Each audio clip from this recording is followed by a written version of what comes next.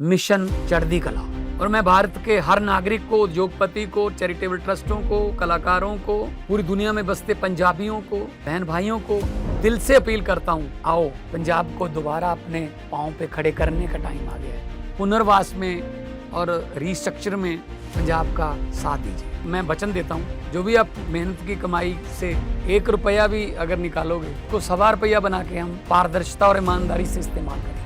और जानकारी चाहिए तो rangla.punjab.gov.in ये वेबसाइट पे जा सकते हैं, सब कुछ डिटेल मिल जाएगा।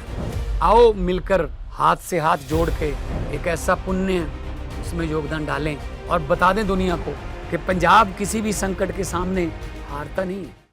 Welcome back, viewers. You're watching The Savera and I'm Shefali.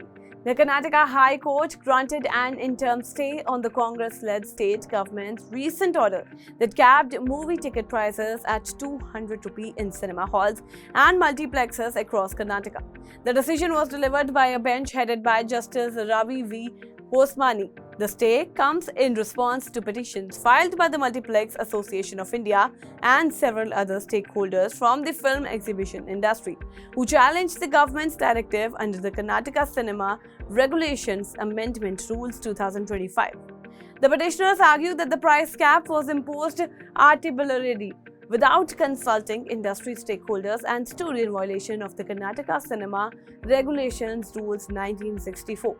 Senior advocate Mukul Rohtagi appeared on behalf of MAI, argued that the government had overstepped its authority by introducing a new condition into the regulatory framework that fixed a uniform ticket price at 200 rupee.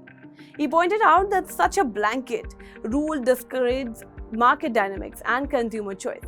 If a customer wishes to pay more than additional luxury or better services, why would here be the flat restriction? He contended.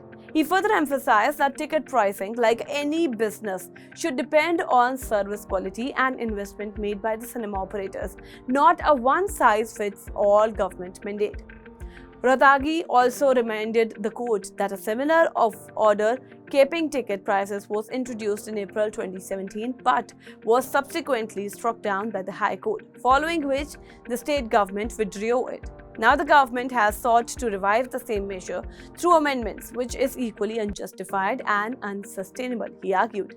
Senior advocate Dhyan Chinappa, representing Homable Films, also criticized the government's move, stating that discussing such a mandate as an amendment was totally illegal. The petitioners stressed that hundreds of cinema operators across Karnataka would face severe financial strain if the rule were implemented, as it would erode profitability and restrict business flexibility. They argue that the court to suspend its implementation until a final verdict is reached. Countering these arguments, Additional Advocate General S. Islam Zuleba appeared on the stage defending the government's order, stating that the measure was intended to safeguard public interest and ensure that cinema remains affordable to a larger section of society.